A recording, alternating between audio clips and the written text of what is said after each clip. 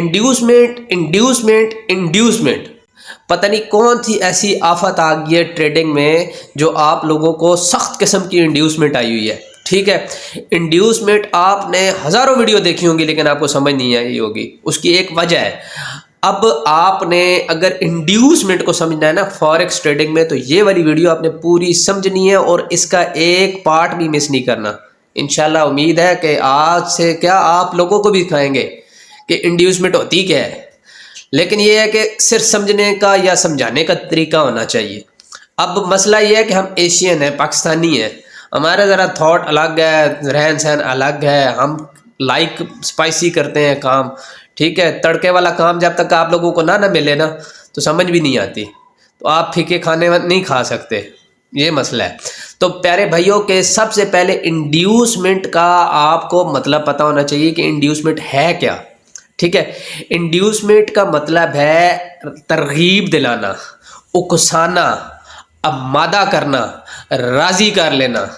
ठीक है, अब इतने लफ्ज़ में मैंने तफसीली मतलब बताए हैं लेकिन फिर भी आपको नहीं समझ आई होगी। मैं आपको एक मिसाल देता हूँ। मिसाल ये है कि आपने जाना है इतवार वाले दिन लाहौर, ठीक है, और मैं आपको जी आमादा कर लेता हूँ कि यार नहीं तू हफ्ते वाले दिन जा। ठीक है, साहब हो रही हफ्ते वाले दिन ही अपना बैग शैग बदया तो टुर पहने। अब ये क्या होगी, इंड्यूसमेंट हो गई।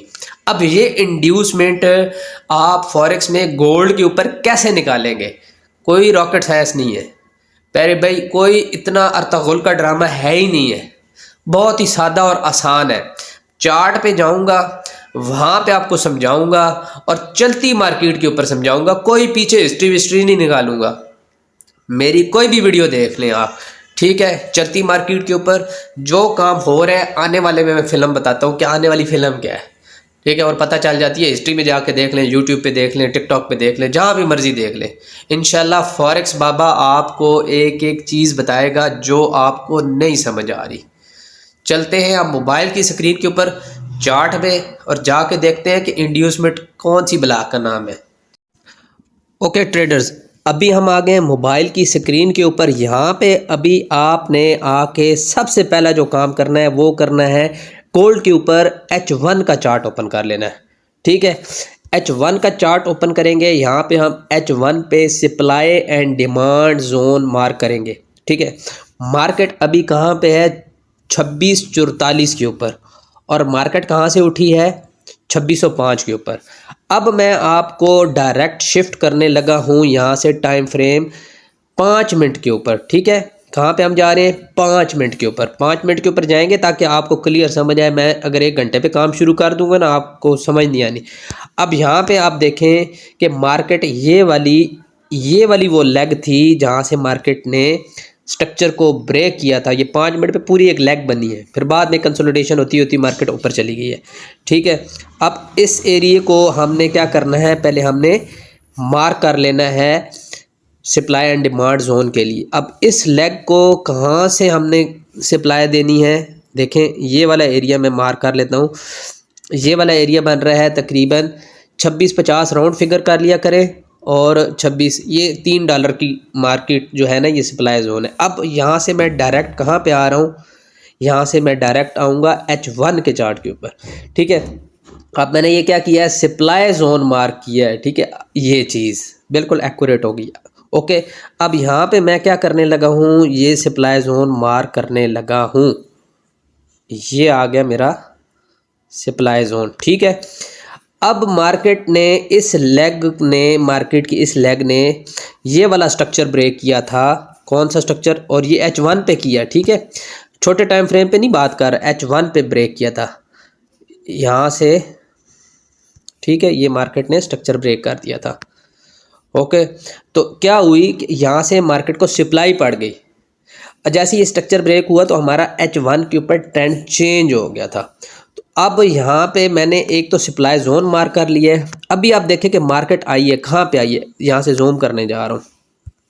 यहाँ पे मैं ये काम करता हूँ, ये देखें, ये मैंने क्या काम किया, 2645 के ऊपर मैंने एक लाइन लगा दी है। अब इसको जाके छोटे टाइम फ्रेम के ऊपर मैं मज़ीद आपको क्लियर करता हूँ कि आप इसको समझते क्या है। ठीक है, 15 मिनट पे आ जाते हैं। या फिर मैं 5 मिनट पे आ जाता हूँ ताकि आपको और मज़ीद स्ट्रक्चर क्लियर हो जाए कि इंड्यूसमेंट यहाँ पे कैसे हो रही है। अच्छा, ये देखें कि यहाँ पे अब इसने बड़े ज़बरदस्त किस्म के 2 लेवल बनाए थे। यहाँ पे छोटे टाइम फ्रेम पे मार्केट ने एक रेंज बना ली 2645 और 2643 के ऊपर। अगर यहाँ पे देखें तो एक विक भी बना ली है मार्केट ने। अब जी यहाँ पे क्या हुआ कि मार्केट ने एक स्ट्रॉन्ग सपोर्ट एंड रेजिस्टेंस यहाँ पे बना ली।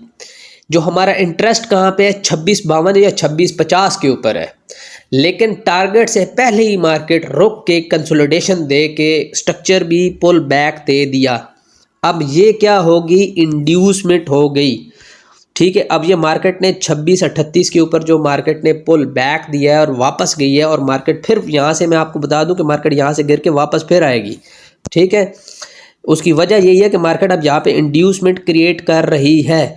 मार्केट वापस 2638 के ऊपर आएगी। अब ये क्या हो रहा है, ये आपको तरगीब दिला रही है मार्केट। यहाँ पे आपको मार्केट उकसा रही है कि भाई ये ही स्ट्रॉन्ग सपोर्ट एंड रेजिस्टेंस है जो मार्केट ने बना लिया है। ठीक है, अब मार्केट इस एरिया के अंदर ट्रेड होना शुरू हो जाएगी। क्यों? क्योंकि मार्केट ने एक इम्पल्स मूव दिया है कल।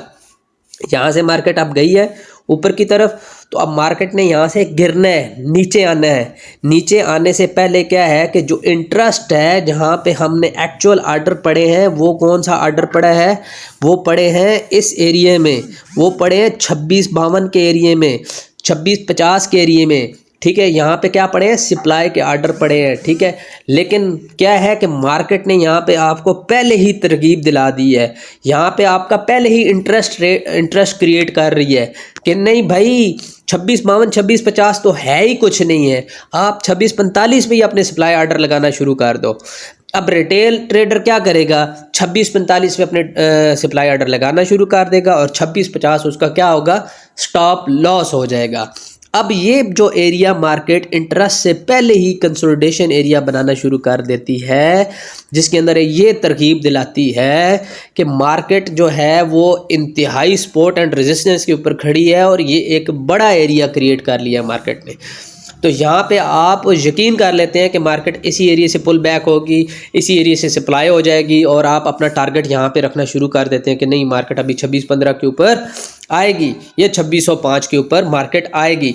लेकिन ऐसे नहीं आएगी। अब मार्केट क्या होगी, जैसे ही फंडामेंटल क्रिएट होगा या सेंटीमेंट क्रिएट होगा, तो मार्केट ने क्या करना है कि यहाँ पे एक अच्छी भली मार्केट ने विक लगानी है। यहाँ से डिमांड एरिया से सप्लाई एरिया से मार्केट ने आर्डर उठाने हैं, आप लोगों के एसएल खाने हैं, और मार्केट अपनी डायरेक्शन में आ जाएगी। तो ये जो एक आपका एक्चुअल एरिया होता है जिसके ऊपर आपका इंटरेस्ट होता है, चाहे वो डिमांड एरिया में हो चाहे वो सप्लाई एरिया में हो, और उससे पहले ही मार्केट घूमना फिरना शुरू कर दे, तो ये इंड्यूसमेंट होती है, ये एक ट्रैप होता है जिसके अंदर आप लोग फंस जाते हैं। तो प्यारे भाइयों, ऐसा नहीं करते। मार्केट के इस स्ट्रक्चर को इसकी लैंग्वेज में समझ लें कि मार्केट यहाँ पे आपको ट्रैप करेगी, और इस एरिया को आप एक पक्का सपोर्ट एंड रेजिस्टेंस नहीं माने, क्योंकि मार्केट ने ये एरिया भी न्यू क्रिएट किया है। मार्केट की एक्चुअल जो सप्लाई पड़ी थी वो मार्केट की 2650 2653 से पड़ गई थी। तो अब मार्केट ने जैसे ही नीचे वाले एरिया में आना है, तो मार्केट का जो एक्चुअल एरिया है वो वाला 2605 और 2610 है, जो कि मार्केट का डिमांड एरिया है। लेकिन मार्केट अगर 2615 के ऊपर कंसोलिडेशन करना शुरू कर दे, रुक जाए, पुल बैक दे, तो ये इसका क्या एरिया हो जाएगा, इंड्यूसमेंट। यहाँ पे मार्केट नीचे क्रिएट करना शुरू कर देगी। और उम्मीद करता हूँ कि मेरे प्यारे भाइयों को आज सारी बात समझ आ गई होगी। अगर नहीं समझ आती प्यारे भाइयों कमेंट करें, जो चीज़ का मसला मसाइल है, जो चीज़ नहीं आती पूछनी है, ट्रेडिंग के हवाले से, गोल्ड के हवाले से, यूरो यूएसडी के हवाले से, ऑयल के हवाले से, गैस के हवाले से, क्रिप्टो के हवाले से, कमेंट करें। भाई आपका रिप्लाई करेगा, वीडियो बनाएगा और आपको बताएगा। इंशाल्लाह मिलते हैं नेक्स्ट वीडियो में। अपना ख्याल रखें, अपने अकाउंट का ख्याल रखें। अल्लाह हाफिज़।